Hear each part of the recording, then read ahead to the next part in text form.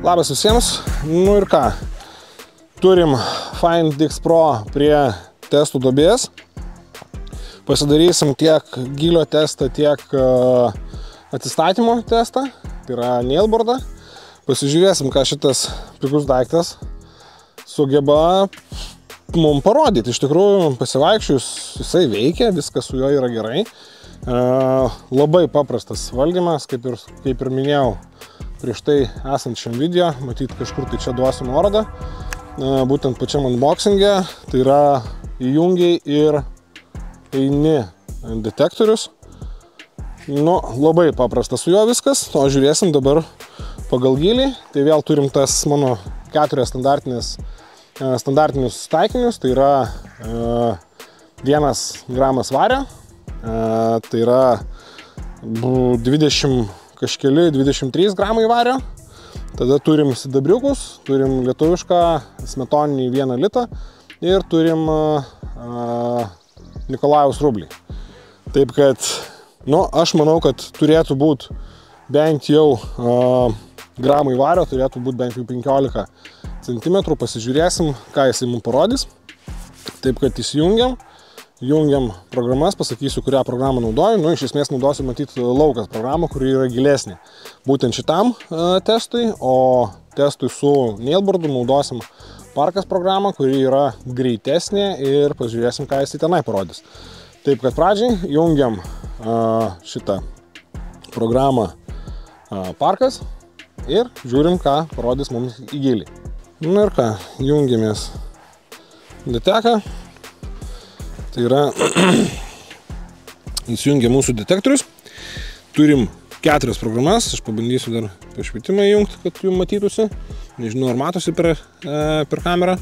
Turim 4 programas, pirma programa būtent laukas ir ką, žiūrim, kas gausis.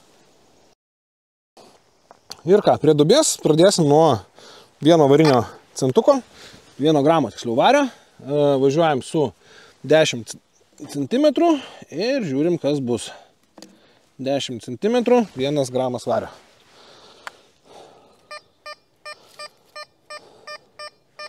Vadai kartais pramuša, 74, bet garsas šiam 9, 70. Viskas gerai. Važiuojam į 15.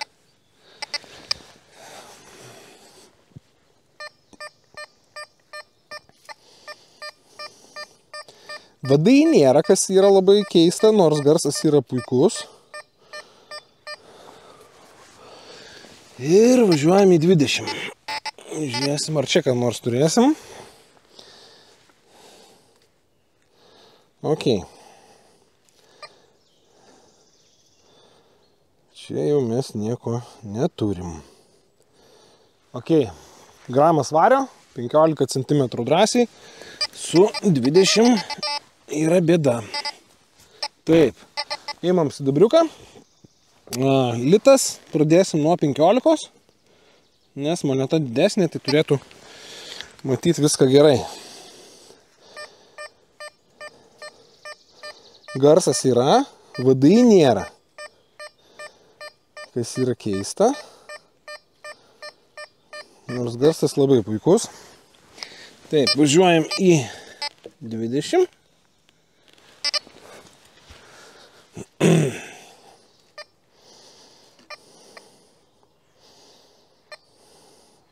Braškant traška. Mostas nieko nereiškia. Ok, 20 neturim. Gerai, važiuojam tada su didesniaisiais. Turim rublį. Rublį pradėsim nuo 20 cm. Čia nemanau, kad bus kažkokia tai problema ar dar kažkas tai. Bet vienpusis garsas, vadai nėra. Ok.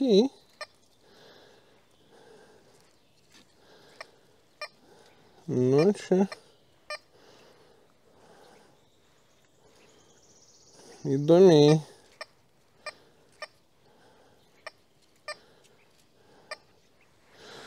Ok, 20 cm nėra. Gerai, pažiūrim 15. Bet čia tai nemanau, kad kažkas tai bus. Ja, čia viskas tvarkoj. Vadinasi, rubliuko iš 20 cm šitas daiktukas nemato. Iš tikrųjų įdomiai. O.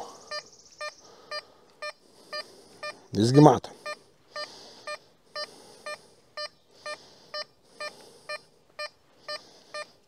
Puikiai mato 20 cm, bet čia vadinasi kažkur tai labai įdomiai.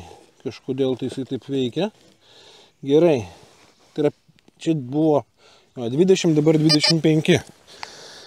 Rublis ir 25.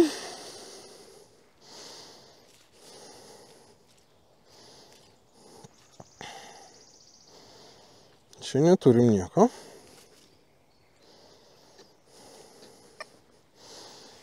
Nu. Pabandom tokį dalyką. Jo, čia aišku ne taip.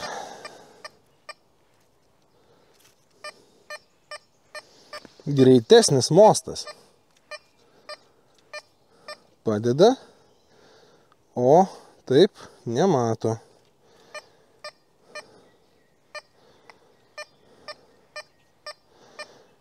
Vat ir niuansai.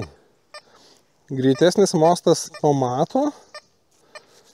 Jeigu mūsų mostas, sakykime, lauke plius minus toks, tai tada viskas gerai. Jeigu mes čia bandom surast, tai tada nėra.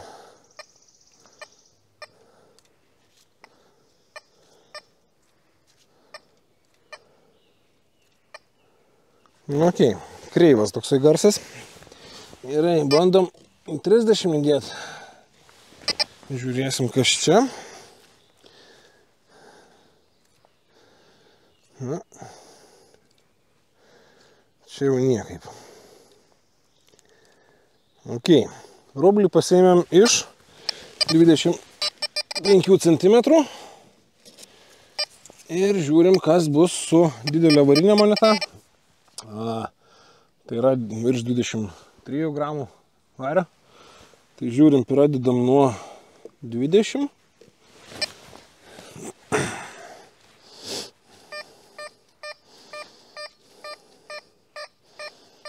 Jokių problemų. Važiuojam į 25.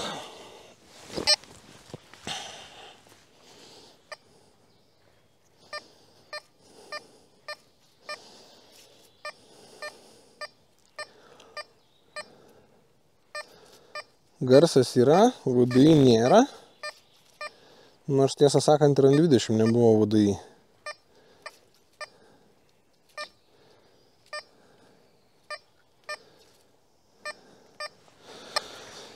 Ir, nu, pabandom dar įkišti 30, pasižiūrėsim, ką čia jisai papasakos.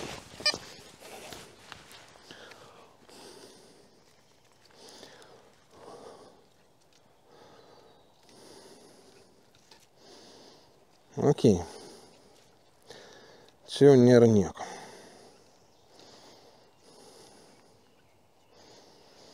Ok.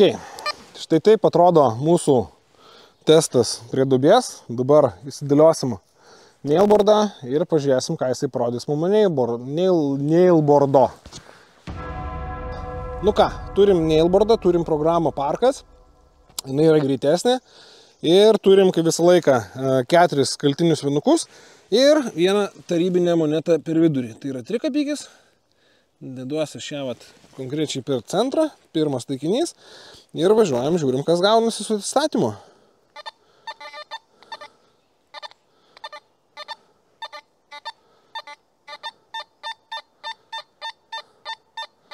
Ok, viskas kaip ir gerai su pirma kryptim, antra.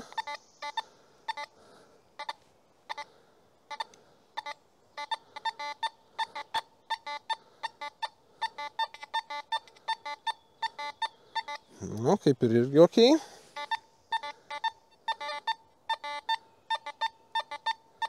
Trečia kryptis be problemų visai.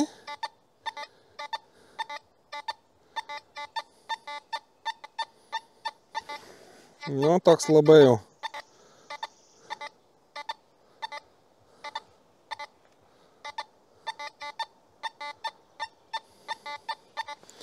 Nu, toks neaiškus labai signalas. Toliau važiuojam į antrą poziciją.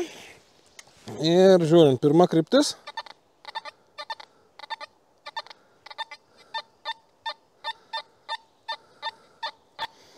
Viskas gerai. Antra kryptis neina. Jau čia, sakykime, nusižengiant nuo taisyklių. Nusižengiant nuo taisyklių galima dar kažkiek tai pagaut.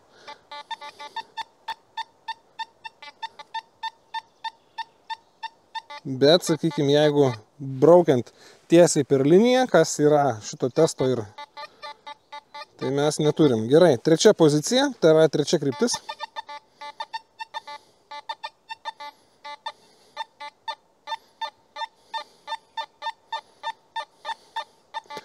Aišku, vienys numušinėja smarkiai VDI į apačią.